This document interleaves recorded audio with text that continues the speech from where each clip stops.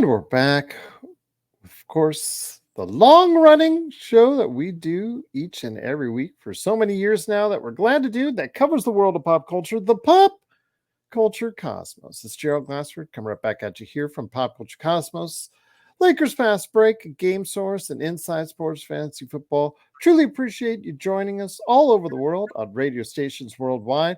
Cannot thank you enough for being part of what we do and podcast outlets everywhere. But we couldn't thank you enough, and we couldn't thank you even more if you didn't go ahead and like and subscribe to share the latest notifications on when we go live on the air with the latest pop culture cosmos indeed. But it wouldn't be a pop culture cosmos without my good friend. He is the mastermind behind everything Happy Hoarder. He has been happy hoardering, I'm sure, with all the stuff that's coming up here, including Comic-Con for some Comic-Con exclusives. It is a man you got to go ahead and check out on the Happy Hoarder, wherever you get your social media. It is Josh the Great Peterson. What's up, man? What is up? Hey, so I have finally been catching up on the last season of The Witcher because I've been kind of looking at all the new, Liam Hemsworth Witcher stuff and all that controversy going on there.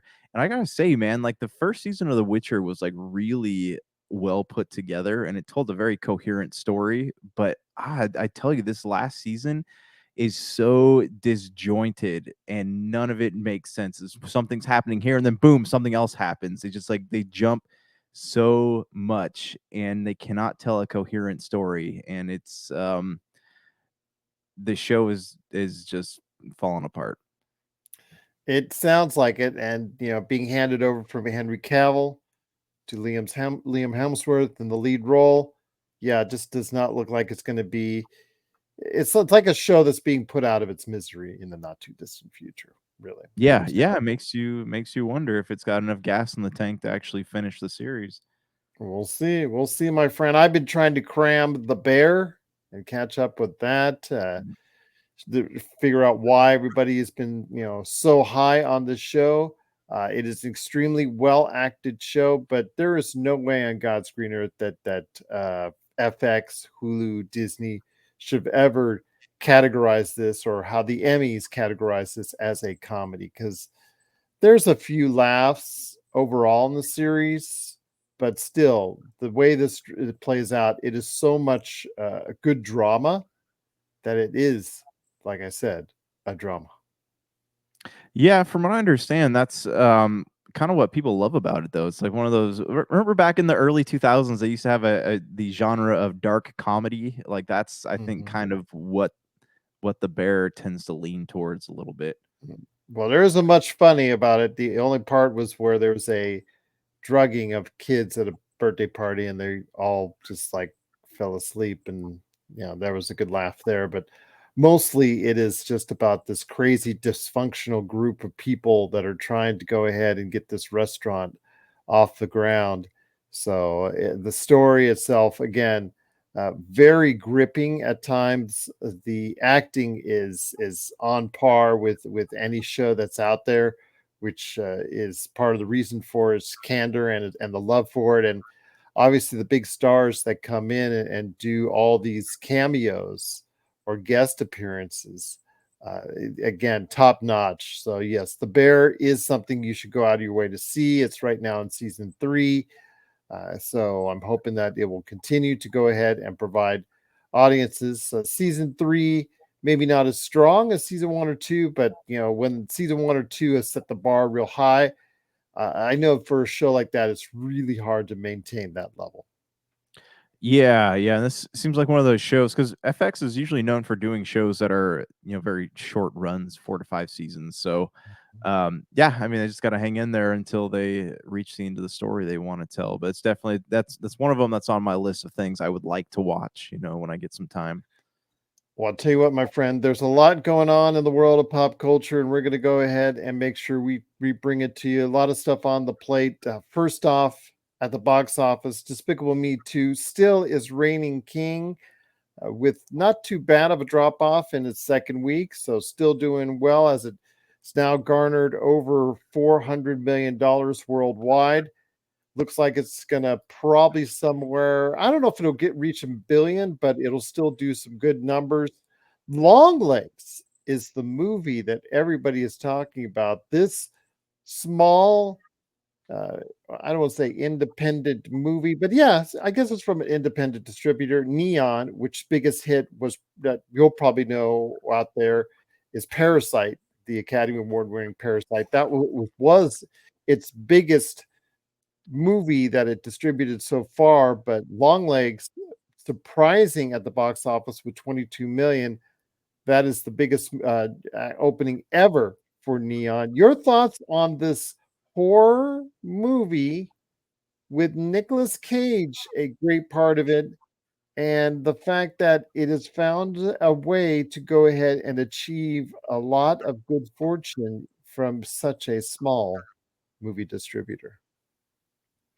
Yeah, it's weird. I thought that this was a Spider movie at first. I thought because I know there's some kind of Spider movie coming out and they're redoing Arachnophobia. So I saw Longlegs. I was like, oh, it's in a Spider movie. No, but it could be a number of things. It could be Nicolas Cage's involvement in it, but also we are look at how many people eat up those serial killer podcasts. So this is definitely the right time and right setting for that type of thing because that those kind of stories are hot right now, so to speak.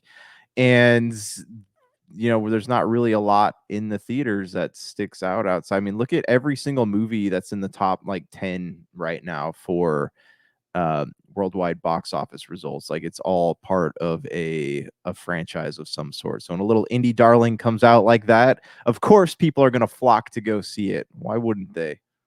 Absolutely. So we'll see how this continues. Longlegs again, biggest opening ever for in here in the states for small independent distributor Neon. But we'll see if it can go ahead and surpass here in the states Parasite. I don't think it'll ever do reach or even come close to what the numbers are overall for that movie, but still not too far away from actually competing at that level. So we'll see what happens there. But yeah, definitely some things to talk about on the heels of Twisters this week. And then, of course, all eyes will be on Marvel's Deadpool and Wolverine, the next, my friend. So, any quick thoughts on what's up ahead as far as some big movies coming around the corner? So I know IGN, as much as we bash IGN, I think they were one of the few journalists that actually went to the early screen, the Screening. 30-minute screening of Wolverine Mhm. versus Deadpool and wrote something about it.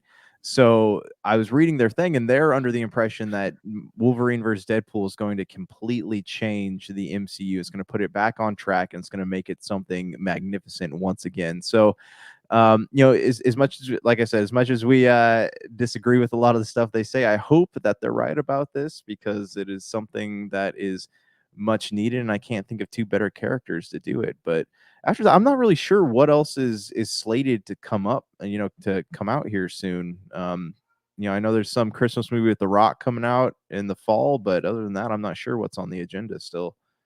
There's still plenty that's on the way for Netflix, absolutely, and I can understand what's going on with that. But I do want to go ahead and mention you saw what's the review. Speaking of IGN, you saw the review for the latest season of Demon Slayer, and I know that you had some concerns about that because it was a pretty low score for a series that is highly acclaimed and highly beloved, my friend. Yeah, so I don't know, like you're not going to make perfect seasons every time you go through something like that. Like the Hashira training arc it's meant for character development. It's meant for character development and it's meant to just kind of show to set up it's a grand setup for the final installment, which is going to be the Infinity Castle arc, which I think they said they're dividing into 3 films, and that will be the ending of the saga of Demon Slayer. But um I don't know, man. Like we're about halfway through it. I don't think it's worthy of a 3. I give it probably a 7, 6 or 7. It's not great, but it's not, it's not as gripping as the last one, the Sword Village arc, but it's definitely not as bad as they're making it sound like. It sounds like somebody really like snobby got on there like, "Whoa, this didn't suit my idea of what a good anime should be, so I'm gonna give it a 3." I definitely don't think it's worth that. You watched it though. What did you think? No, I haven't seen it yet. I haven't Oh, seen it. okay. Yeah, I saw the movie that ties it in to this season, but I have yet to see it on Crunchyroll. I was hoping it'd get transitioned over to Netflix a lot faster because Netflix has the entire Demon Slayer series except for that latest season. So kind Right. of waiting to jump over there, but no, I haven't caught up with it yet. My daughter and my youngest daughter is really looking forward to it, and I told her the review. She said, "Yeah, I'm going to go ahead and make my own opinions on it." So I'm like, "Okay, well, okay, we'll still catch Yeah. it." But yes, I plan to go see and finish off this entire series because I like the little pig guy. I like the little pig guy. What can I say? Yeah, Inosuke. Yeah, he's pretty Yeah, funny. Yeah, yes. I mean, it'll I think the ending will be Inosuke, good. Inosuke. Yeah, right. No, I finished the manga and it's like I think Demon Slayer tells a pretty solid story and they got all the right material there and I think as long as they keep doing what they're doing with the animation and the that crisp style that they've got, I think that they're going to do just fine. But yeah, I mean, you're not going to have there is such thing in these shows as filler arcs, and it's not going to be you're not going to get a score a 10 out of 10 every time, but I think that 3 is a little harsh. I think it's a little harsh too, especially for something that's such a beloved and entertaining show as Demon Slayer, and something that has actually captured the imagination of a lot of people, including me. That I told you it was always hard for me to get back into the world of anime, Yeah.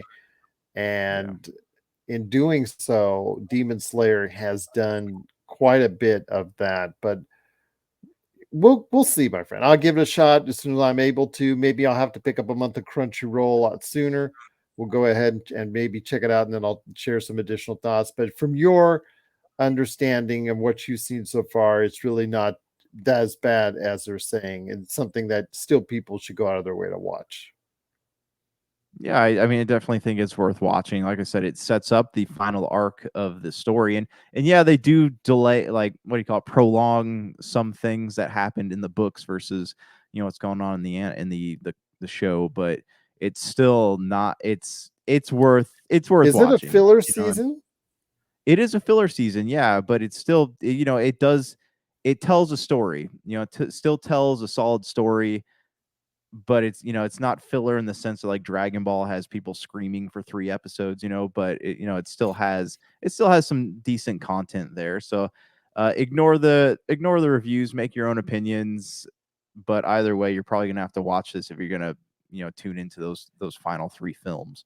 That's why I don't like them announcing when the final season is, when it's not actually the final season. I wish they would just stop doing that. Again, I think I was talking to TJ Johnson on this about how they should just not do that because it makes the season they're currently in, like The Boys, for instance, Yeah. somewhat anticlimactic. You're already looking ahead to the final season as opposed to the season now you're currently in, and it just being a setup and a filler character arc and character development, as opposed to maybe just focusing on what really made these shows really good.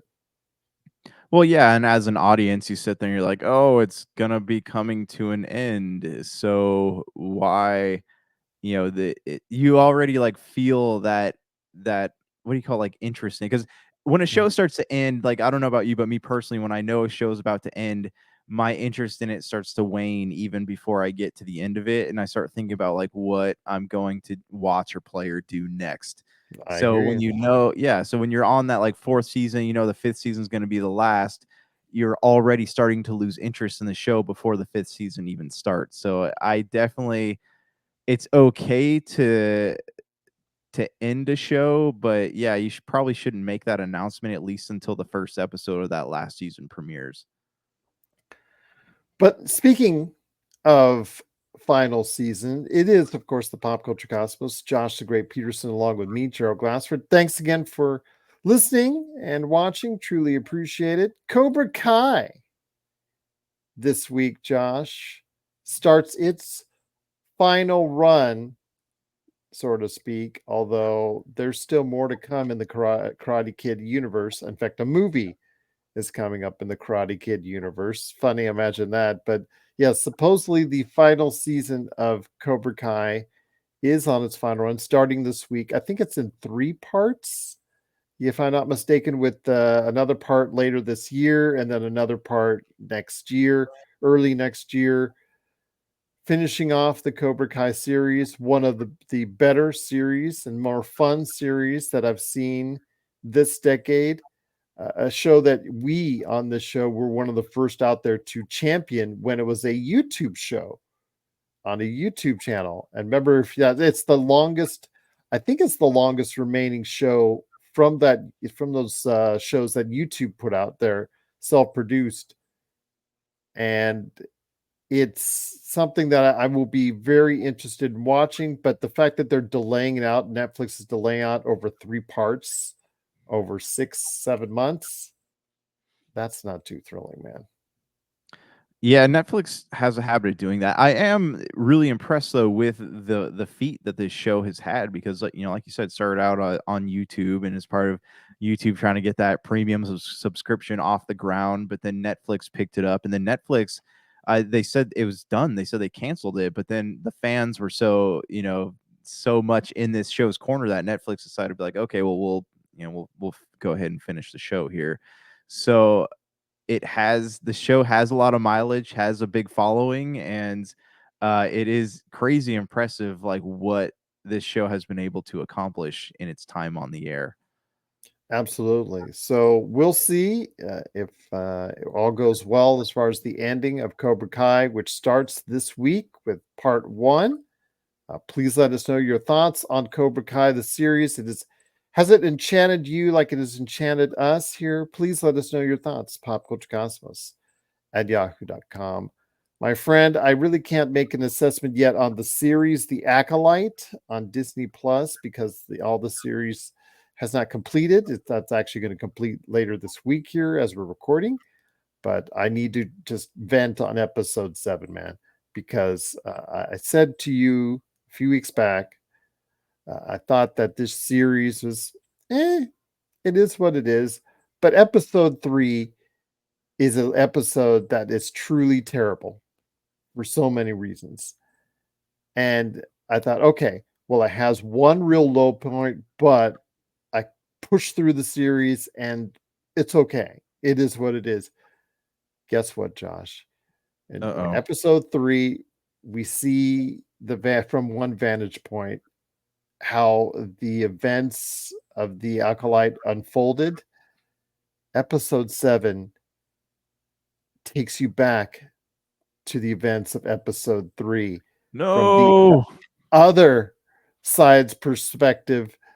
And even though it tweaked a couple things in it to throw a little bit of surprises, still shows you why episode 3 was horrible. It doesn't make it much better. And episode 7 is bad in and of itself for doing it. So yeah.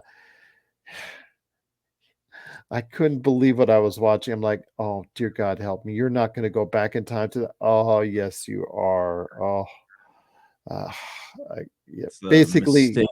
So nice they made it twice.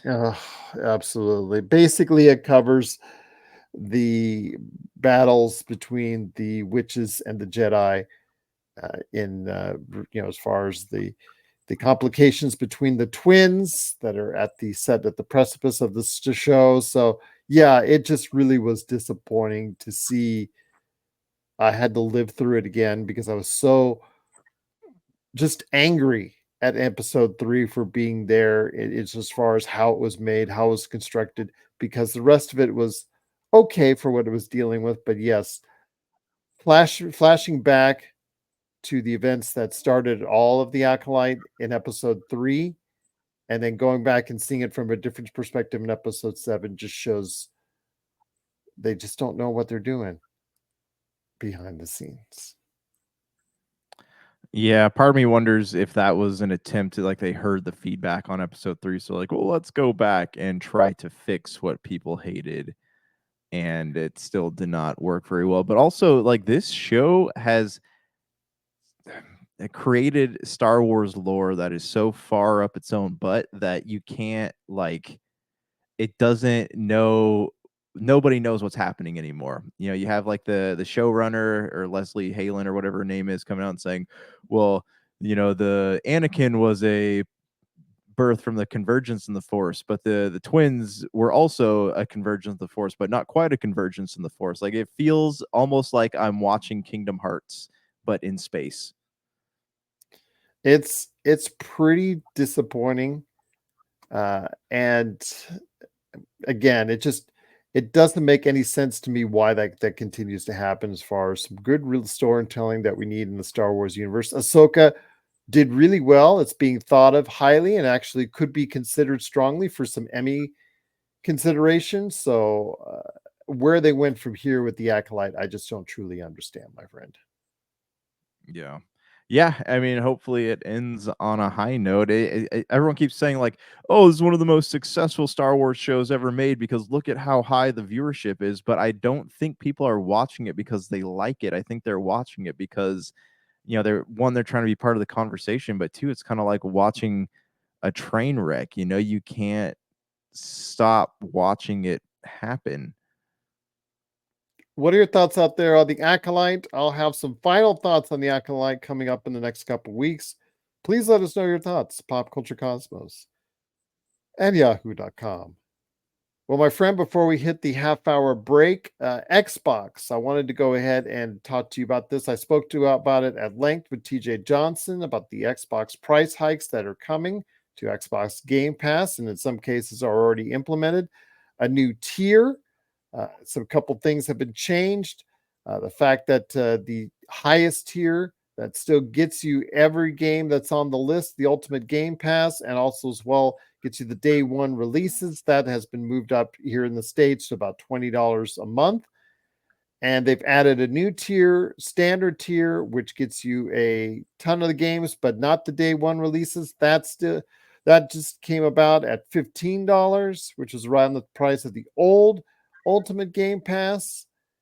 They moved up the price of the PC game tier and also as well the basic game tier as well. Your thoughts, my friend, as a fellow Xbox gamer? This has to be concerning, but not surprising considering the fact that Call of Duty Black Ops 6 is on the way. I just want to make sure if you're going to raise the price like that, please give us the kind of game support that I think it truly needs. This is PlayStation. I mean, this is what PlayStation does. Remember when the PlayStation Plus tiers came out and we were looking at them and we're like, this is wrong. You know, this is kind of what's going on right now. They're separating things behind paywalls, and it's just not. Um, at the end of the day, you know, as much as Phil Spencer gets up there and says like, "Hey, it's about the fans and the gamers," like it.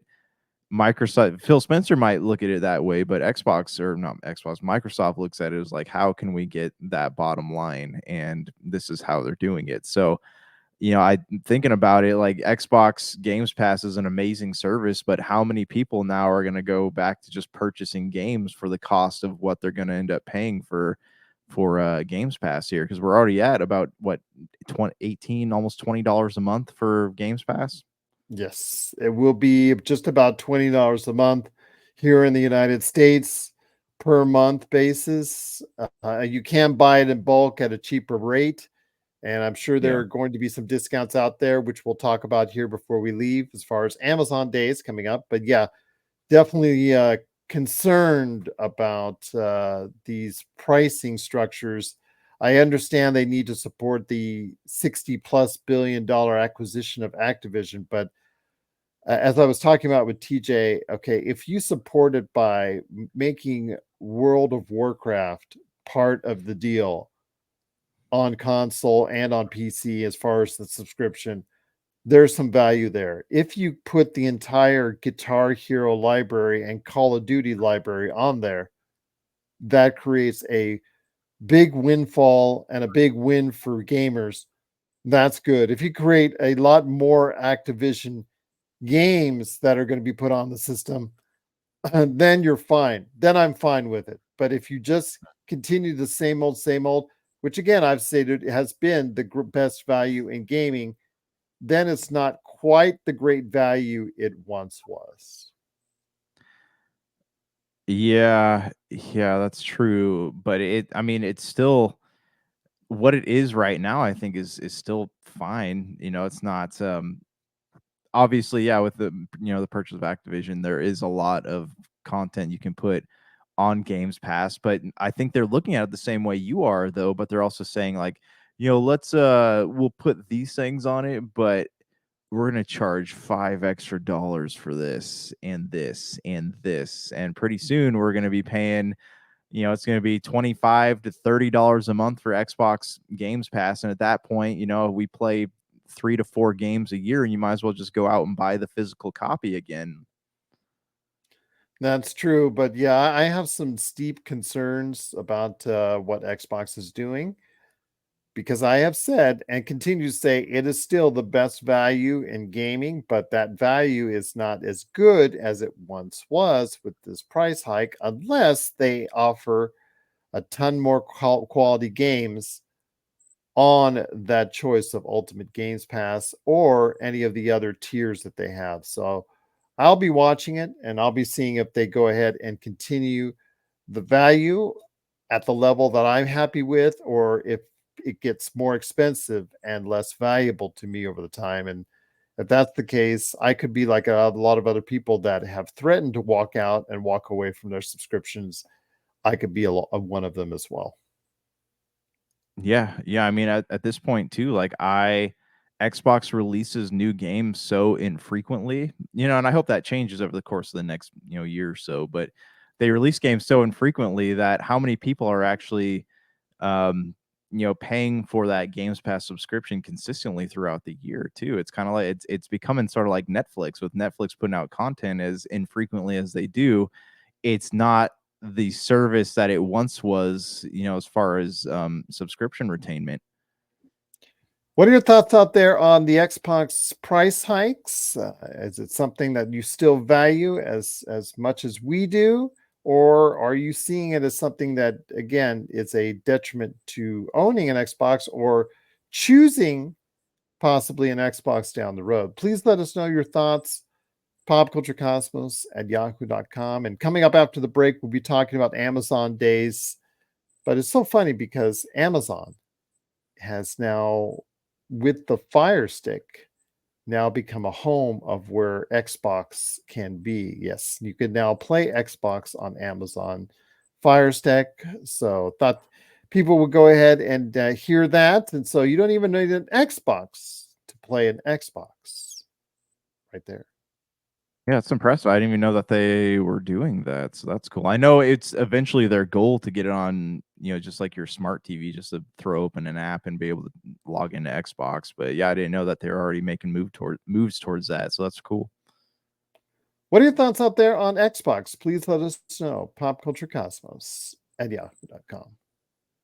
Well, again, it's the Pop Culture Cosmos along with Josh Gray Peterson from the Happy Hoarder Collectibles.com. It's me, Gerald Glassford. Thanks again to everyone out there watching and listening to our show.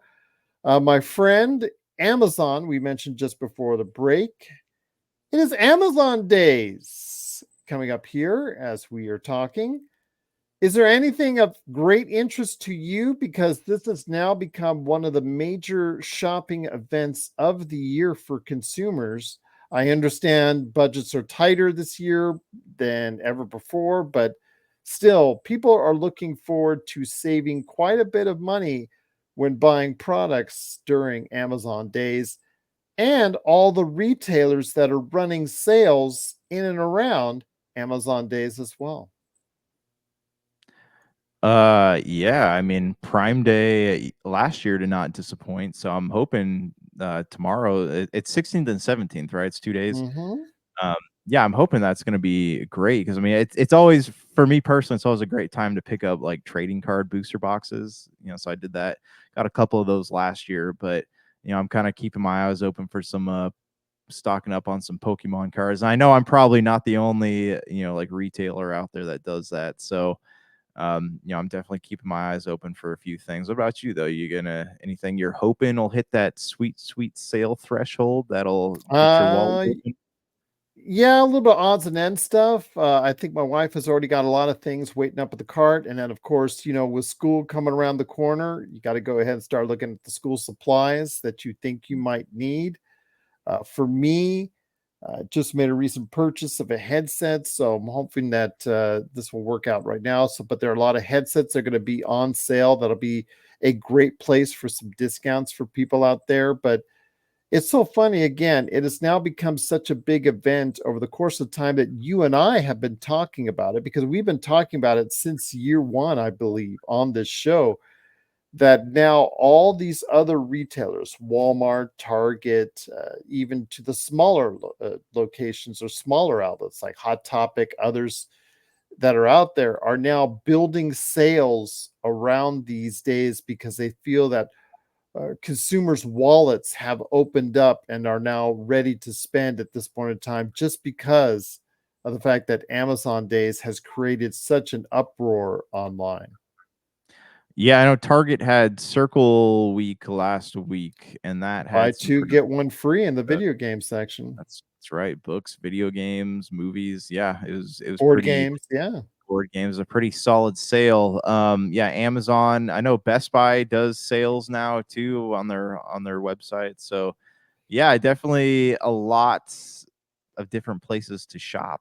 And I know I saw someone's doing like a Black Friday in July type of sale. So I don't know what's going on with that, but yeah, a lot of people mimicking each other, like, oh, we can't let people give all their money to Amazon. What can we throw out there for them to buy? But also, nobody else can afford to do deals like Amazon does because I guarantee you, as one of the world's biggest distributors, like they probably get top notch prices from wholesale distribution that allows them to cut prices as low as they do. Absolutely agreed. Because they put out more than anybody. In fact, here in suburb of Las Vegas, Henderson, there's a huge Amazon facility, distribution facility, and it is just amazing to see the sheer size of Mm. these distribution facilities and how much they put out as far as people ordering each and every day. So, yeah, it is just amazing to see how Amazon has grown, even in the time we've been doing this show. And again, people out there, if you are able to go ahead and take advantage of it, any Amazon related products from Ring Security to Amazon basic label products, they'll all be on sale, or at least a great majority of them at huge discounts. So please be aware of that. Plus, head on over if the 16th and 17th to Amazon Prime, get that temporary subscription if you don't have it already, and go ahead and start shopping for some of the things that you need because it could be at a great discount over the course of Tuesday and Wednesday. And if not, one of their rival companies may have something you need as well on sale. Yeah, you gotta watch that too because all those remember this is an era of bots, so you gotta get on there quick, get that stuff in the shopping cart, get signed Mhm. in.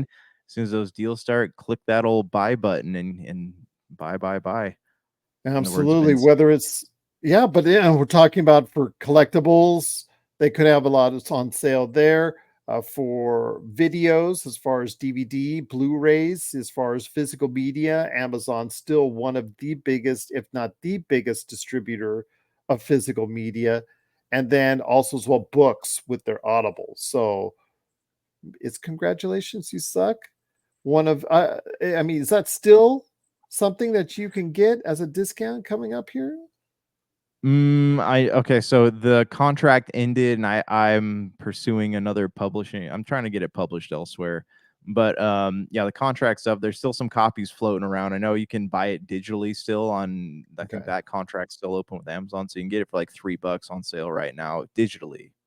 But I don't know Okay. about the Well, physical copies. I was just surprised it was not on the New York Times greatest 100 books of the century. It just came I out know, last. me too, man. It's the great Just missed. American novel. Yes. Just missed. I was thinking it was 101. There you go. How about that? 101. Yeah, Maybe yeah, 102. yeah. Should 102. should be, could be. Just got to get it in the right hands first. Yes. But we'll see. It is Amazon Prime's Day. Please go ahead and check it out this Tuesday and Wednesday. And then also as well, go ahead and check out everything that's going on with all the retailers for some good deals. Please let us know if you have any questions. popculturecosmos@yahoo.com. Well, my friend, before we head on out, I wanted to go ahead on your Facing the Franchise. Try a little something different. And this is in honor of Kevin Costner, man. He unfortunately is hitting some hard times because his American Horizon or Horizon American Saga Part 1 has crashed and burned in theaters. Last week, it was reported that Kevin Costner's second movie, American Saga Part 2, Horizon American Saga Part 2, that August date has been pulled. So now that we don't know when Part 2 is coming out, if ever, in theaters or distribution. I know it's halfway through. He is halfway through production on Part 3. I don't know if they're going to finish production on that, and I don't even think that the Part 4 is going to be made, which was planned and hoped for by Kevin Costner. But this kind of had me thinking, my friend, on franchises that never really became a franchise. So I've got a couple in mind, but obviously for me, the American Horizon Saga, Horizon American, saga right there. That this franchise is not going to end up being a franchise. But let me ask your thoughts on some franchises that were hoped to be, hyped to be, but never came to be franchises, my friend, that you might have to talk about. Okay, I got a few here. One we have talked about a lot over the course of the years here. John Carter. Remember, Disney had big plans for John Carter, which was, based on the book of Princess of Mars. They had Disneyland had whole theme park area planned for John Carter. They had action figures, collectibles, all kinds of things planned for this movie, and it did not get the returns that it was hoping for. So everything got scrapped, and Yeah. that to me is a real shame because the source material was absolutely amazing. It inspired Star Wars, it inspired Superman. You can't go wrong with Edgar Rice Burroughs' A Princess of Mars franchise, and I still think at some point somebody's got to return to it, but that's definitely one that I think is the biggest disappointment, and things that I know that had their wheels in motion turning for that one. You want me to just go ahead and tell you my others, or do you want to Yeah. switch off? Okay, I'll give you one. I'll give you one. The Okay. Universal Monsterverse franchise I was mentioning to you yesterday. Oh, Remember that's when correct. they had such big plans for that? Russell Crowe, obviously involved with that. Dr. Jekyll and Mr. Hyde, and they had plans for future, uh, I guess, classic movie characters to be brought back to life in their own movies. And unfortunately, that wasn't the case after the terrible Tom Cruise Mummy movie crashed and burned in theaters. So that's probably one franchise that was planned, that was already talked about, that was already introduced, but never actually made it to fruition because of the poor results of the first movie. What's crazy is that they could have just gone back to the original Mummy films and incorporated that into the Dark Universe, and they would have had gold right there already. They wouldn't have Yeah. had to do, because I don't know like what they were thinking with the Tom Cruise Mummy film, because there's literally nothing good about this movie. Like, I don't know who stood there and watched it and was like, ah, yeah, this is gonna kickstart a franchise for sure. I sat It through it in the theater. I got sucked in. I got suckered into that crash. Yeah. Uh, Yeah. yeah. I Yeah, still which am is angry. right, right. It's crazy because if I remember correctly, Luke Evans, right, was supposed to reprise his role as Dracula from Dracula Untold. Dracula Untold was an amazing, not amazing, but it was entertaining. It was going to be a Frankenstein, Vamp Dracula, just all Van your Helsing. classic characters. Yeah. Just Yeah. Yeah, disappointing. it had potential, man. It could have done its thing, and it's just they really flubbed that one coming out the door, didn't they? So what else you got, my friend? All right, so I have all right, I'm gonna do probably the less popular one first. Okay, so Stieg Larsson wrote this trilogy of books, and I'm sure you know where I'm going with this. The Millennium Trilogy, right? Has Liz Salander and Mikhail Blomkist, which writer. It's a series of books, right? And they created the Swedish trilogy. I think did really well in theaters, and that had Rooney Mara in it. But then they tried to do one in America, which was actually really good. Like I forget who the no, sorry, the Swedish one had Nomi Repace. The American one had Rooney Mara and Daniel Craig in it. And Mhm. I don't know what happened to these films, but like I really enjoyed that movie, and then nothing. Like they didn't create any more movies from that. So I don't know like exactly what the box office numbers were that led to that, but that was one where they were hoping to see see it become a franchise and get the returns that it did in Sweden, but it just did not end up doing the same thing here in America, which is really disappointing. Did you like that America the Daniel Craig one for Girl with the Dragon Tattoo? I mean, Uh, I mean, I watched it, but I wasn't in love with it. No, I didn't think it was going to be something that would last. So, but I do know that they wanted to make something out of it. yeah, yeah, it was. I mean, I like I said, I enjoyed it because I like those kind of stories. I really enjoyed the book, so I was hoping to get, the other 2 books out of it, but then they ended Yeah, up I don't know what it was a reboot or something where they just skipped and went straight to like the 4th or 5th book, I think, which wasn't even written by Stieg Larsson. So anyways, that was hopeful thinking, but not quite. What's your next one? something you are very familiar with, even more than I, the Fantastic Beasts series, which Oh, crashed and burned. A lot of it of its own doing, some of it not of its own doing, with some of the individuals involved getting into some legal trouble of varying degrees. But yeah. yes, the Fantastic Beasts movies, it started out pretty hot with the first one, but fell off the cliff with anything following since. That second one, I think, really killed the franchise. That third was just DOA because of it. Even though I don't think the third one was bad or terrible, but the second one really killed it, and I think that just started the downfall until finally Warner Brothers said, "You know what? We're done. We're not going to get you to 5," because there was the plan of doing 5 Fantastic Beast films, and unfortunately, we'll never see the light of day on that because they're going to reboot Harry Potter as a TV series instead. Yeah, it's kind of weird to me because I know that they're still in talks to create the Harry Potter and the Cursed Child, like it turned into like a trilogy of films. Still think they And should do that instead of a TV series with rebooting Harry Potter again. I still think they should do that. oh, absolutely, because along with, there's a lot that could go wrong creating like completely rebooting Harry Potter. I mean, don't get me wrong, I'm excited to go back to that world just like I was with Fantastic Beasts, but there's still so much unfinished with the characters that we grew up with. As for Fantastic Beasts, it is truly a shame. That's one of those ones where like we're just gonna, despite the stones being tossed at us, we're just gonna keep walking forward and hope that eventually these stop hitting us in the face and people start praising us instead of throwing things at us. And it didn't quite go according to plan. And like you said, the third one was great. Second one was garbage. First one was it was okay.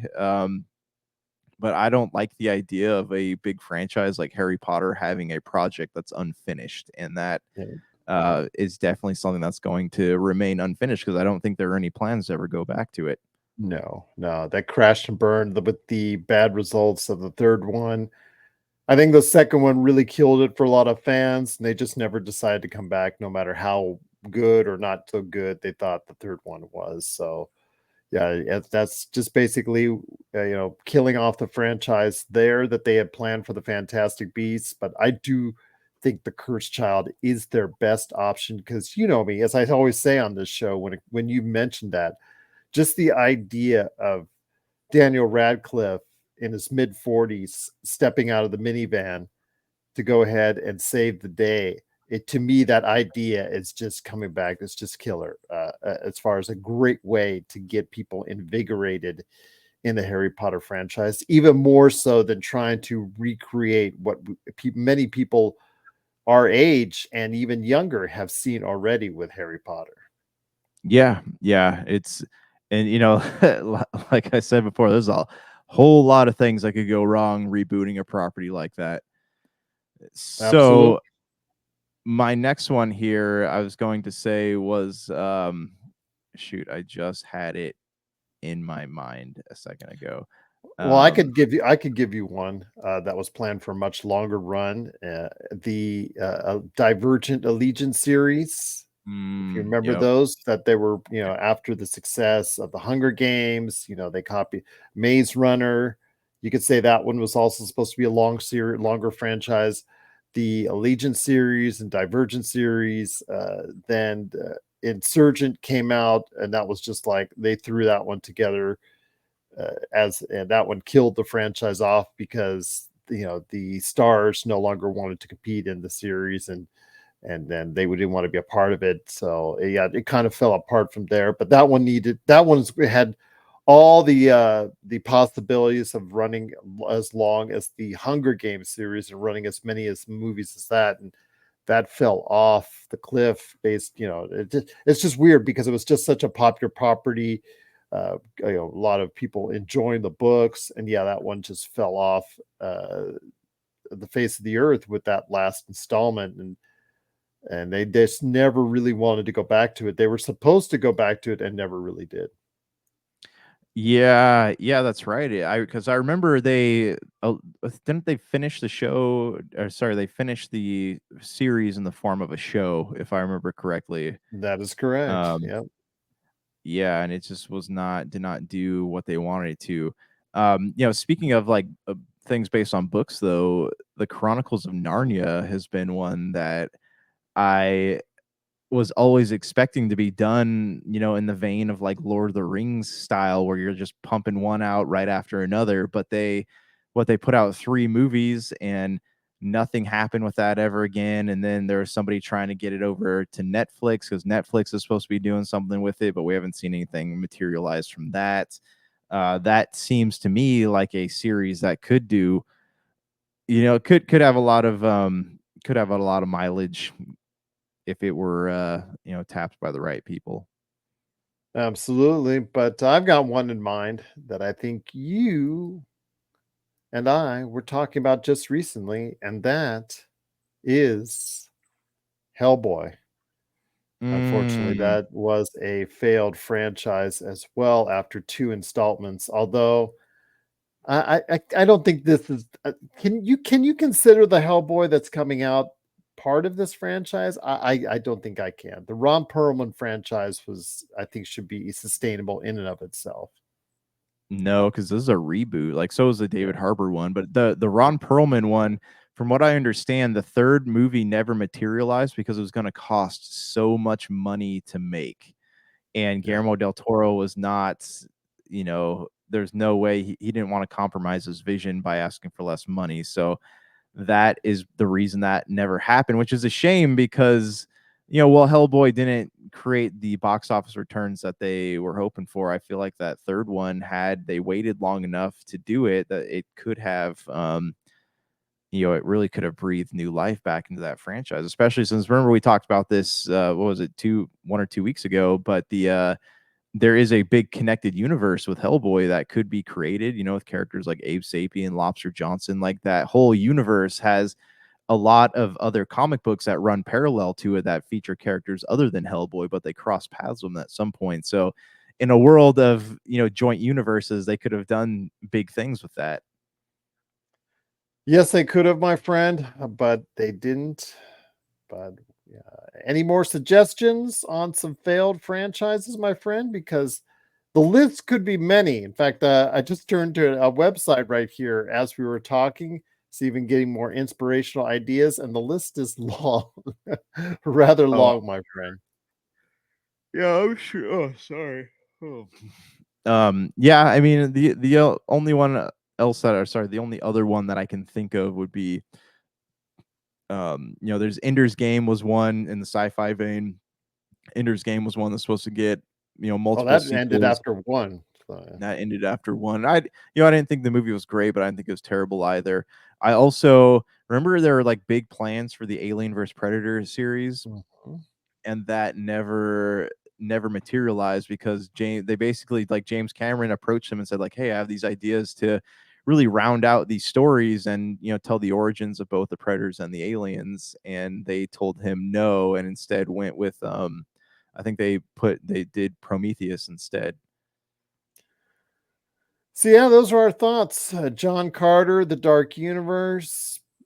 As far as all the different franchises that were meant to be, yeah, it's unfortunately we will not see many of them come to fruition. Now there are some franchises that we wanted to have put out of their misery a long time ago, Fast and Furious for starters. Right. What are your thoughts out there on some failed franchises you would hope to see get to completion? Please let us know. Popculturecosmos at yahoo.com. Well, my friend, the last few minutes before we go, I commented to you in our text back and forth over the course of the week about the brand new trailer for Captain America Brave New World. I still wish it was New World Order. I still wish. I'm sorry. I'm a big NWO guy from back in the day in pro wrestling. I just wanted that to happen. And the fact that they changed it kind of irked me. But I watched this trailer, my friend. I'm still worried about. I'm still wondering why they put it out when they put it out. I'm assuming it's because you have to get an idea of watching it to understand something that may go on in Wolverine and Deadpool. But your thoughts, my friend, on Captain America: Brave New World before we head on out. It is what it is. It's not. I There's like it, nothing. man. Yeah, Yeah, I yeah. seem to be the only one that's all in on it, my friend. You're not the only one to have the same trepidations uh, that you have. So It's funny though. Like, I would have waited until after Deadpool versus I Wolverine to would have put waited too. anything new out. As far as like trailers go. It's not I coming out till February, so I just don't see the point Yeah, of bringing out. I would have brought it out with Comic Con. Personally, I would have debuted it with Comic Con. So yeah. Oh, sorry. They're trying to get hype for it.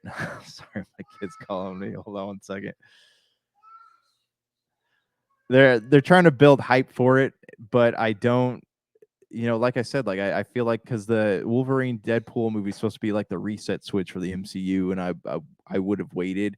Watching the trailer, like it looks cool. Like I didn't mind Winter Soldier and the Captain America show. I don't mind Sam Wilson or yeah, sorry, what's the Sam Wilson? That's the it's character's Sam name, Wilson. right? Yeah. Sam Wilson. Yeah, I don't mind him. In the role of Captain America. I just don't. Um, it's just not the time to put that out quite yet. And I don't know. Well, Could be cool. the trailer itself to me, I liked. I enjoyed, and it gave me that Captain America Winter Soldier vibe all over again. The music, the tempo, the pacing of the trailer. It gave me those kind of good vibes I had from seeing what I still believe to this day is Marvel's best film. Yeah, yeah. I mean, that's the second Captain America movie was amazing. Did you notice in there how they added that subtle nod to how Harrison Ford is playing Thunderbolt Ross instead of Mhm. Sam William Hurt. William Hurt? Yeah, they always do that though. They did that in Iron Man 2 also. I remember when Rhodey shows up and he's like, "It's me. I'm here. Get over it," or whatever he said. They always do That that was about anytime the they. mustache. Yeah. Yeah, yeah. Every time they change actors and something, they always do like this subtle nod towards, recognizing that it's a different character in the role, which is cool. So I don't know. I mean, I hope it's great. I'm, I'll watch it one way or another. Red Hulk looks cool. Harrison Ford looks cool. I'm sure there's some surprises that they haven't told us about quite yet, and maybe we'll see it in another trailer, like maybe more characters being added in there. But yeah, it was a neat trailer. I'm not all in, but I'm enticed. Well, the leader was shown briefly, not visibly. He had a hoodie on, but yeah, as far as if you remember the leader from one of the Hulk movies, Yep. before everything really got started, he's in there. Tim Blake Nelson, I believe, is the actor involved. Yeah, Giancarlo Esposito. To see him in there was kind of cool because he's in everything right now. Giancarlo Esposito is just cashing in on his fame with Breaking Bad, and more power to him because he's doing a tremendous. He is eating up the screen and every villain before he's already knows he's been typecast as a villain. He doesn't care. He's cashing in, and more power to him. No, he really doesn't care. He was a villain in the Gentleman series on Netflix too, He was which a is villain really in Far Cry 6, for God's sakes. that's right. He was on the cover of a video game, man. Yes. So that'll tell you everything you need to know. He's cashing in on it. It doesn't matter. He's just more power to him. He's in everything right now. So I'm really happy for him and his career, how it's taken off since Breaking Bad and Better Call Saul. So if you have thoughts out there on what's going on with Captain America Brave New World, again, I just don't understand the timing of it, but the actual trailer to me, I really enjoyed it, and it hit right with me. Did it hit right with you? We want to hear your thoughts on Captain America Brave New World, Pop Culture Cosmos, and yahoo.com. Well, my friend, it's been a great episode as always. Any last thoughts or any last info on the Happy Hoarder before we head on out? No updates on the Happy Horde. Like I said, we'll be at the Bell County Comic Con here August 3rd and 4th. I did, speaking of franchise, I did learn something interesting over the weekend. So I've been going back watching the Alien series with my kids. Did you know that Alien 3, because of like all the production trouble it had, the original draft of the script, or not original, but one of the original ones, because Sigourney Weaver I originally didn't want to come back or something like that, but David Twahi wrote a version of the script that was going to feature Vin Diesel's Riddick as the main character. Really? I did not know that. That was supposed, yeah. So that was going to be his Riddick's launching point. But when another writer came in and they ended up convincing Sigourney Weaver to come back, David Twahi was like, "Oh, okay." So he ended up writing Pitch Black instead. So I guess like spiritually, Vin Diesel's connected to the Alien universe in a weird way. Well, we'll see what happens with the new Alien movie that comes out in August. They did a really cool thing before we head on out. They showed you the latest trailer in the form of VHS. They gave VHS to the press, and so now you can see it on YouTube in a VHS like fashion. I thought that was a really cool touch, man. I think this movie is going to be a surprise hit in August. Yeah, I hope so. I hope so. Definitely keeping my fingers crossed. Got to be, anything's better than Covenant. So for Josh the Great Peterson, this is Gerald Glassford. It's another beautiful day in paradise right here in the Pop Culture Cosmos. We thank you for listening. And here's hoping you have yourself a great